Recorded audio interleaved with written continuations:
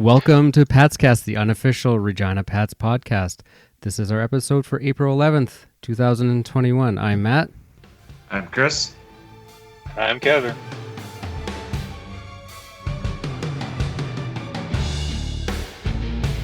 I'm Peter Labardius. You're listening to Patscast with Matt and Chris. All right, gentlemen. So a busy week in Pats land. So let's kick it off. We had 3 games. I think going into this week, I don't know, what were your expectations, Chris? I was thinking about that. We didn't throw any predictions. Yeah, I know. We didn't. We kind of forgot that. We didn't. I mean, the week ended up, it was actually, we very easily could have had 3 W's out of this, which I don't think we would have expected, right? To sweep the week. I think we would have expected maybe 2. Yeah, 2 at a good chance. Maybe not all 3, but Kevin, what was your expectations going into this week? I was hoping for 2, but man, they ended up with 2. Not the 2 I thought, but they got 2. Yeah, exactly. Well, let's kick off. Let's just get into the games here. Kicking off against Moose Jaw on Monday. So a game, this is the one that really we very well should have had. You're going into the last 8 minutes with a 3-0 lead. The game, Kevin, you were describing it as not very exciting. Yes, it wasn't very exciting. Not exciting, but at least, okay, we're up 3-0. That's not bad. A couple minutes left, and then it's the same narrative. It just, the team can't play the full 60. They end up losing it in overtime, and it's tough. Those ones are tough to swallow. I mean, had my notes into this game, and I was watching it on TV. I had some positive things. Some of the guys that I was noticing, Easton Armstrong, Stanek, keeper was playing really well. One of the things that the young defensemen were looking a lot better. One of the things we didn't talk about last week was I noticed after the whistles, the younger defensemen were sometimes letting the other players have some jabs at our goaltenders, and we didn't talk about it last week, but I was kind of keeping an eye on it, especially in this game. And I did notice there was a lot more fight back and things like that. I just last week, you could just see that fight wasn't there.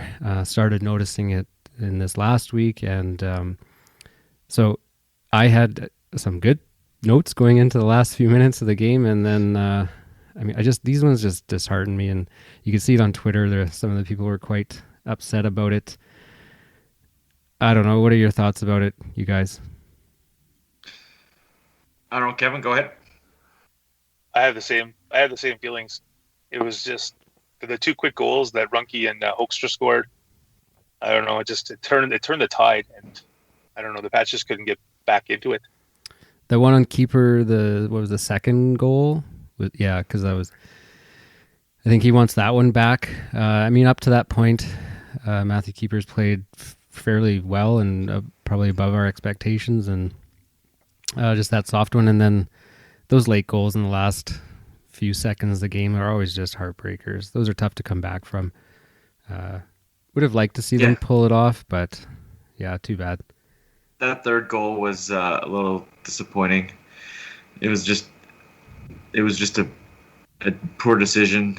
Defenseman let his man go out in front, and he was behind the goal line, and that's something that shouldn't happen. And I thought the first goal, the first of those 2 quick ones, it was weak defense again in kind of the front. I don't know. That's stuff that's got to get cleaned up, and it's just like, it's just they're just making those mental mistakes, kind of like what Walker talked about last episode, and they just got to make those better decisions. One thing is, we really had a great chance to win it, and Nyhoff had the open net, but Denton Machaychuk made a beautiful save. Yeah, that was like almost the game changer right there. Yeah, you're absolutely. He did make a great save. And it would have been the 4th, and it would have been 4-2 at that point, I think. So yeah, or 4-1. I'm not sure which, but that's a shame because retrospect is always that. But that's too bad. I know he made a fantastic save. So I thought the overtime was a little exciting. There's some good chances at both ends. Both goalies were playing very well that night. Yeah. I mean, interesting too. Like it was all our goals were scored by defensemen, which was, I mean, coming off some challenging defensive games. To see that, Yeah, for sure. And I think getting Cadu back, I think that's a big help. yeah. You know, just take a load off some of those younger guys. So we're still missing Mitchell and Johnson, right? Any word on them you guys are aware of? I seen it was still a week or day to day weekish last Tuesday. For both of them? Yeah. Yeah. Okay. So we did get some words from Dave Strush here after this game. So let's just listen to what he had to say. Well, disappointing outcome, yes, but what a great game. Our guys played so good. Their goalie was hot, and we've talked about it for 3 years now. It's going to take a lot for us to, when we get those kind of really good opportunities, I mean, we outchanced them with prime scoring opportunities tonight, and their goalie was good. There's no doubt about it. But there's absolutely nothing for us to hang our head about. They got. I know that keeper would like the long one back. We did the right thing on the first goal, trying to clear the front of the net. They just happened to be there, so there's a bad break. There's 2 goals right there that I think it didn't really change the game, but we could have easily got those breaks in the other end. But Nirwald was really good again. But our guys played really hard. Kill was really good. I thought that we had a lot of great looks on the power play. Our 5-on-5 play was fantastic. So some nights this just happens, and that's the message to the guys. Because so Dave always finding the silver lining. Really, he's happy with the way the team played. Just a few little breakdowns again that led to those goals. Yeah, I mean, unfortunate. It would have been, looking back now, I mean, it was the first in 3. It would have been nice to have that one and then win the others and have a 3-game win streak going. But yeah, that was a tough one. I don't know. It was nice to see now moving on into Swift Current again. Swift Current seems to be kind of our bounce back game. Kind of beat up on them a little bit, poor guys. But to put up some goals against them, not a thrilling game by any stretch either. Were either of you at it? Yeah, we both were. And again, I think Kevin will agree. It wasn't the most exciting game at all either. Yeah. I agree. Just sloppy play, just not. The youth showed. I thought the youth showed a lot. It wasn't very crisp. It wasn't a very crisp game. At least the score was favorable for the Pats and Connor Bedard getting back on the scoring train. Of course, last game against Moose Jaw, his streak came to an end at 14, 15 games in a row of points. What was it? 12. Less than that. 12 games. 12 games in a row with points. Get back on track here against our friends that are over in Swift Current. Like I said, always a good team to get things back on track. I didn't have much on that game. It wasn't, like I said, it wasn't exciting. Pats didn't score till late. Yeah, they all kind of came. Roddy Ross was pretty solid in goal. Wasn't tested much, but he was pretty solid. One of his better outings. Yeah, that's one thing that we talked about is the Pats went stretches which is rare this season with the puck in the offensive zone, and we're like, oh, Ross is, he's cold back there almost, and so we're maybe a little worried, but no, he played pretty well that night. Good. Okay, and then on to, of course, the news coming after this game. Not a lot of interviews to come from it because, of course, the news for Connor Bedard that his grandfather was tragically killed in a car accident in BC. I mean, tough. I was thinking about that. This kid's away from his family on his own. Support systems here really are relatively new to him. He has his coach and his teammates, and just a challenging situation for a young man to go through. The news coming out of that, I wasn't expecting him back after that. I would have expected. You would think he would have gone home, but we got to see a bit of his character here and his drive, and it sounded like the Pats did have a flight booked for him in which he said to cancel and wanted to play out that last game in memory of his grandfather. And so we do have a bit from Nyhoff here, who Listening to some of the other interviews around this situation, it sounds like Nyhoff is really stepping into that leadership role. It sounds like he was a good support for Connor during this. And anyways, Chris had a good question for him regarding just how the season's been going and kind of the tough schedule that we've been facing here. Lots of games in a short calendar time here. So let's listen to him and what he has to say.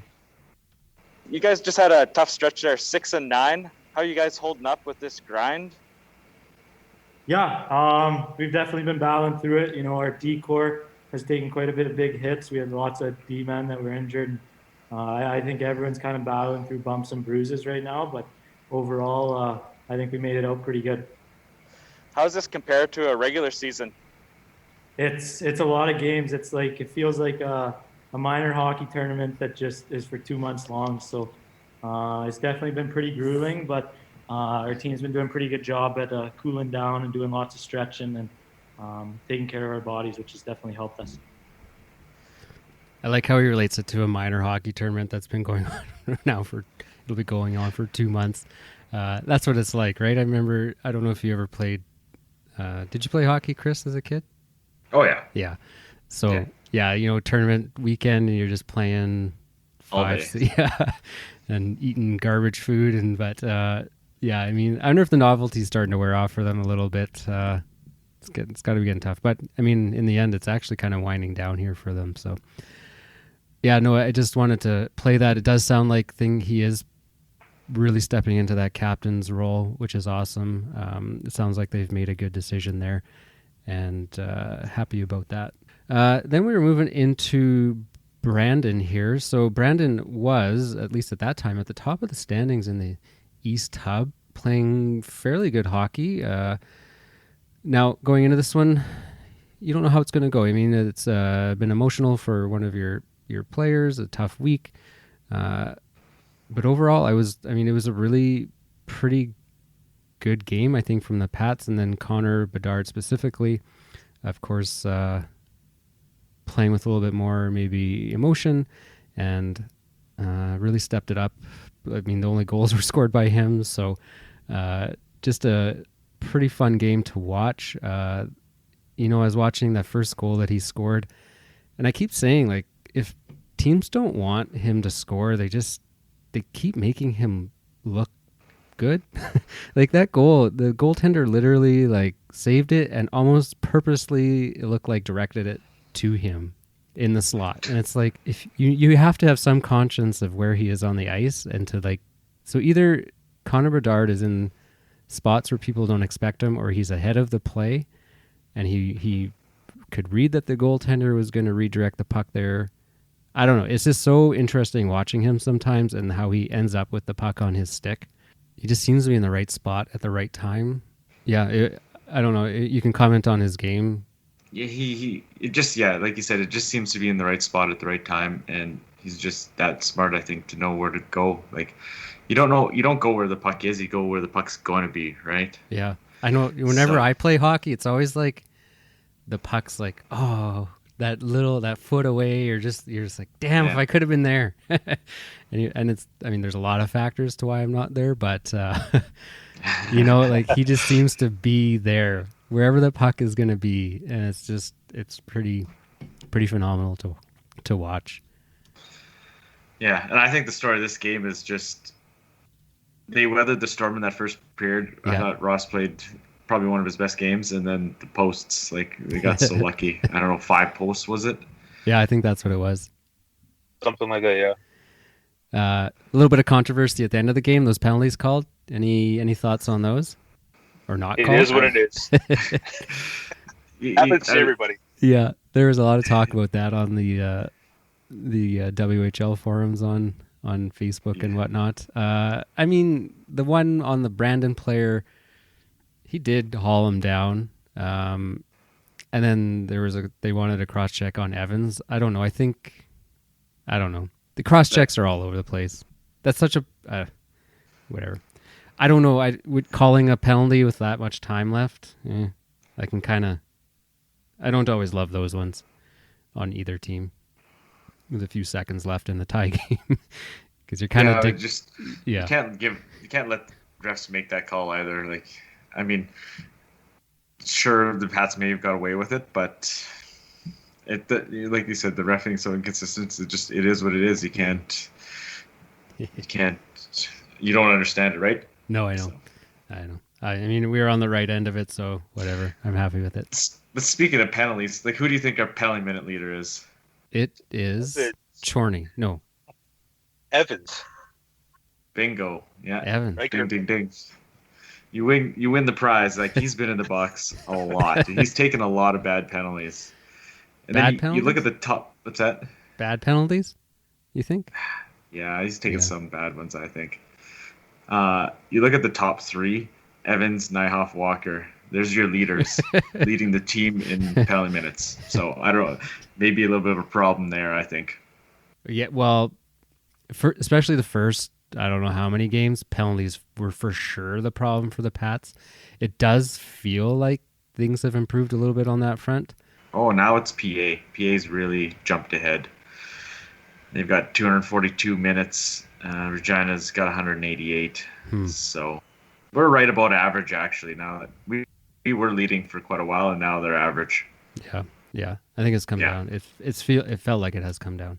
I mean, the narrative to this game, too, for Connor Bedard to score both goals, one in overtime. That overtime goal, too, right? You could just see them developing that play.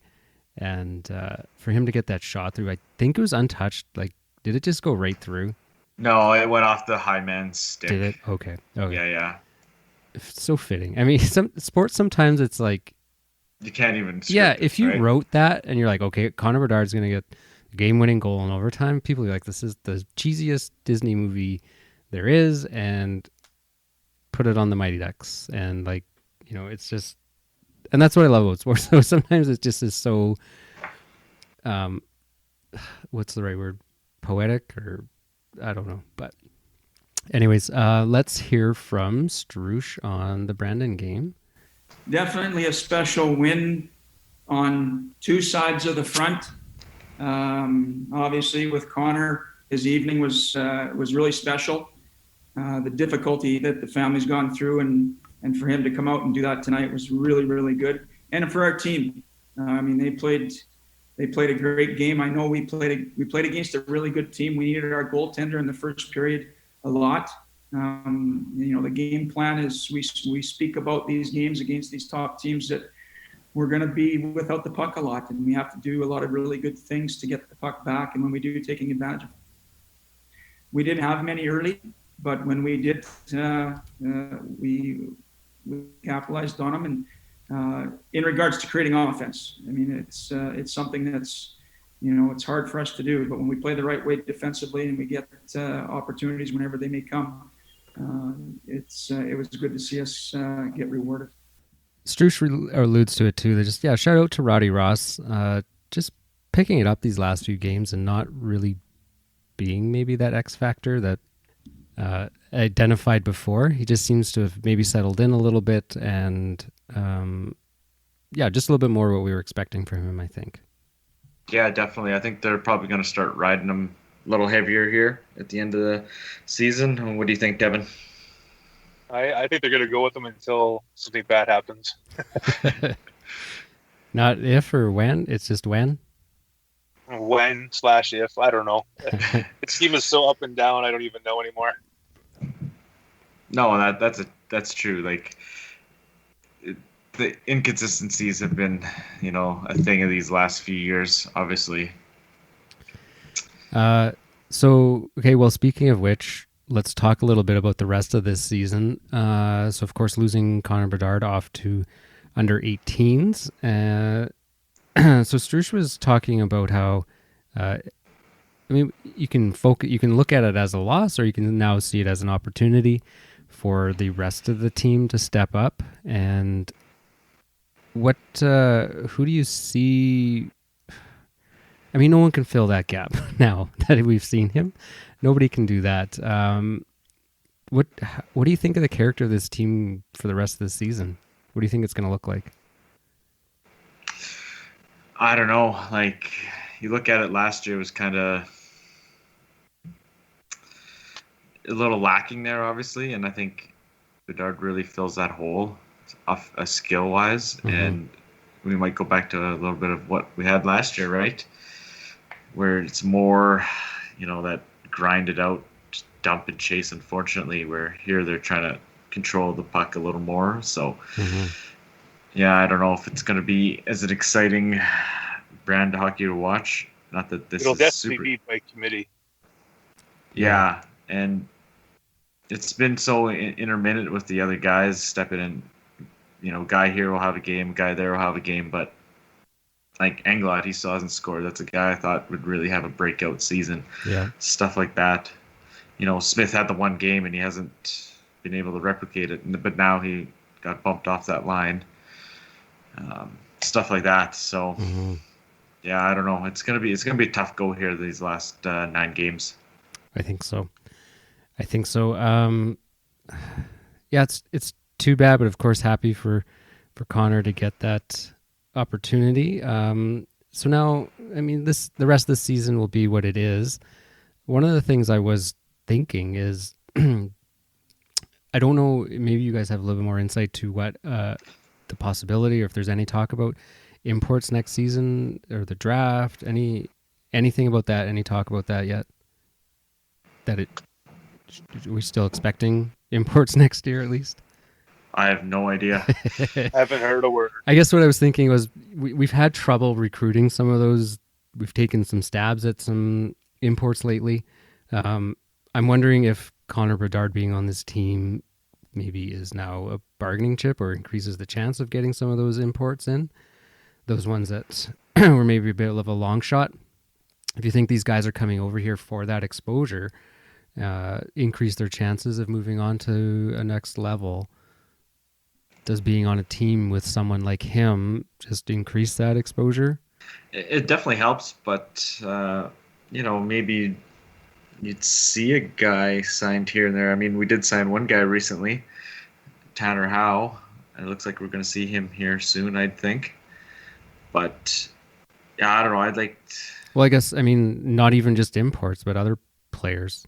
Yeah, I'm kind of just generalizing. Yeah. All players. Like maybe sign like a couple guys. Like we know Huck was at the quote unquote the training camp, but he didn't sign, so it didn't.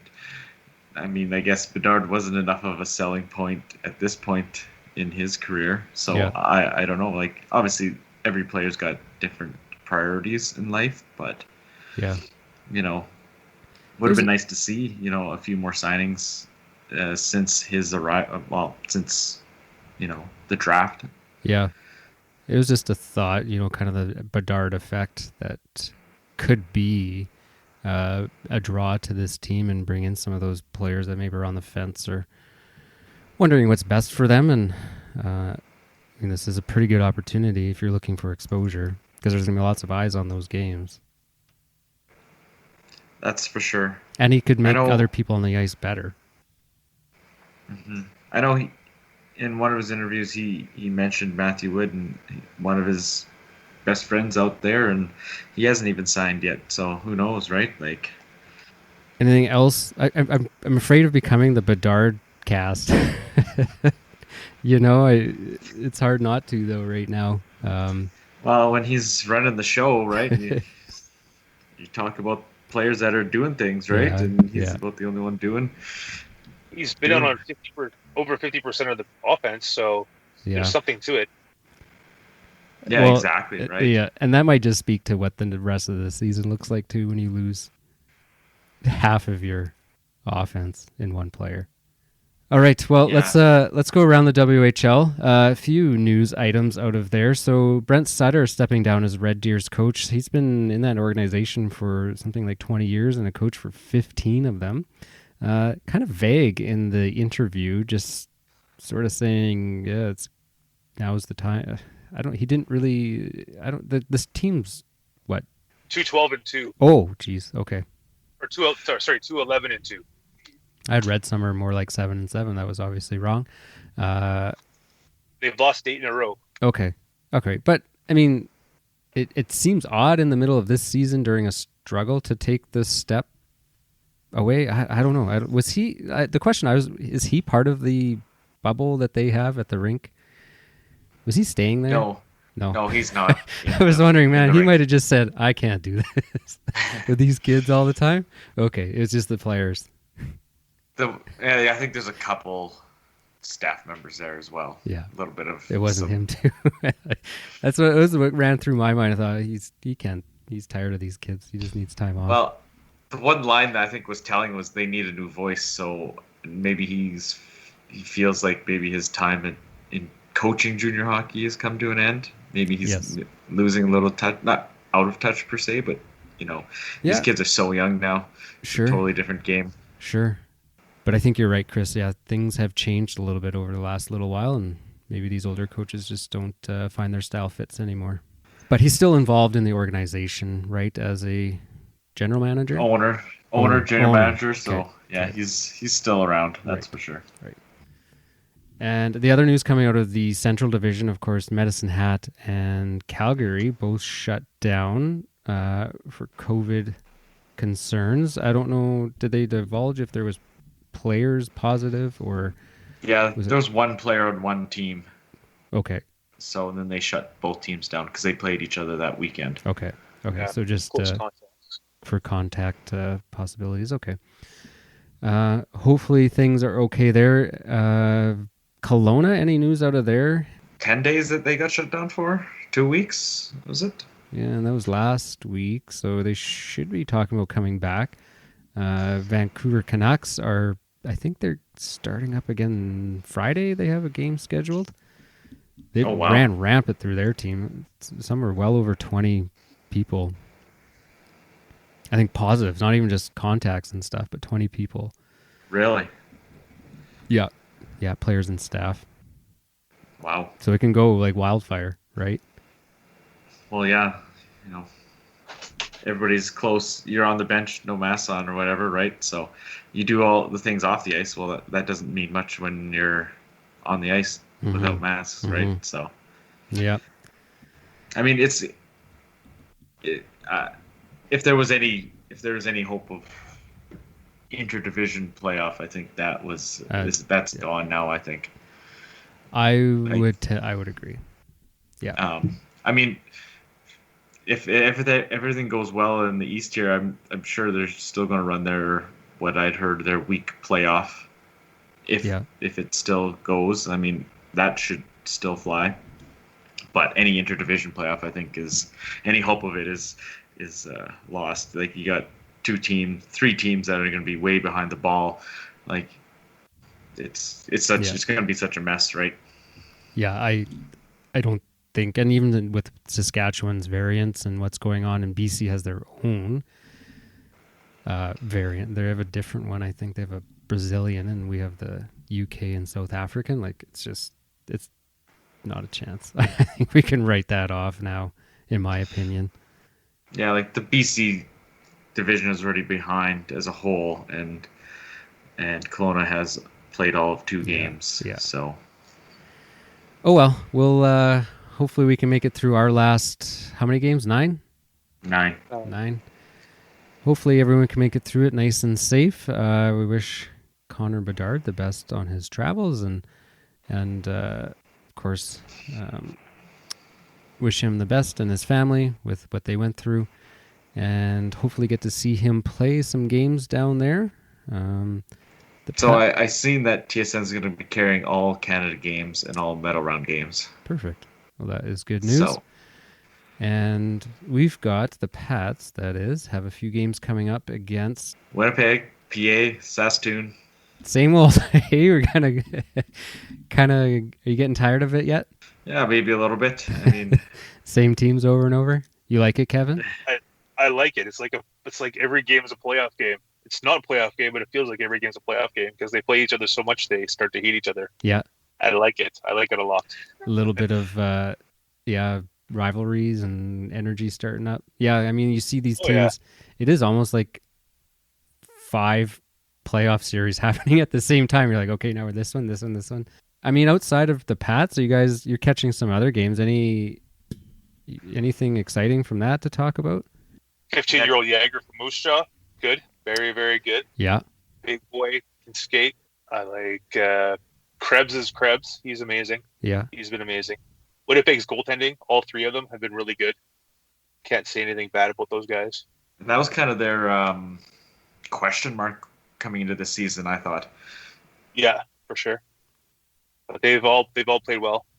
I think Brandon's goaltending has really played well as well. Yeah.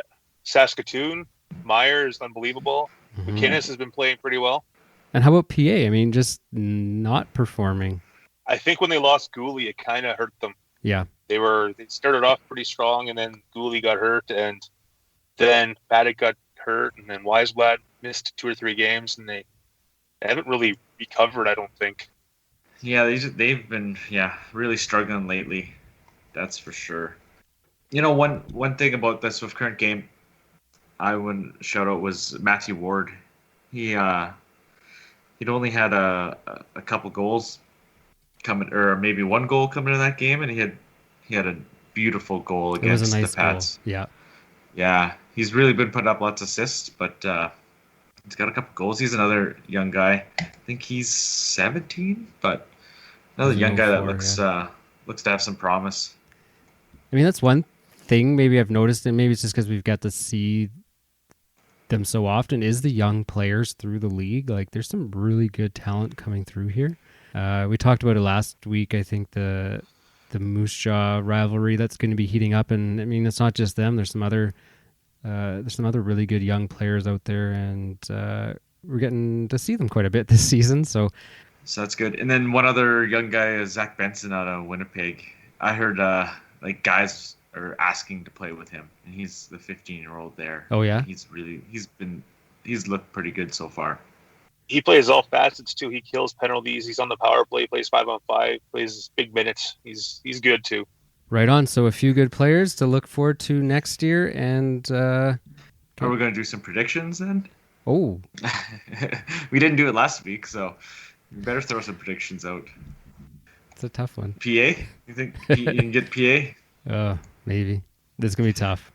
Yeah, the other two are gonna be tough for sure. So we'll hope for one, right? Is that what you're saying, Kevin? I'm going to say 2. Okay. Go for 2. All right. I'm over-predicting, so I'm going to say 2. Let's do it. Okay, we're going to come back Hope for at least one. We're going to come back next week and talk about our 2 wins. Guaranteed by Kevin. No guarantees, but I really hope. Okay. Hope they come together. Hoped by Kevin. All right. Good night, guys. All right. See you later. Thanks. Good night. See ya.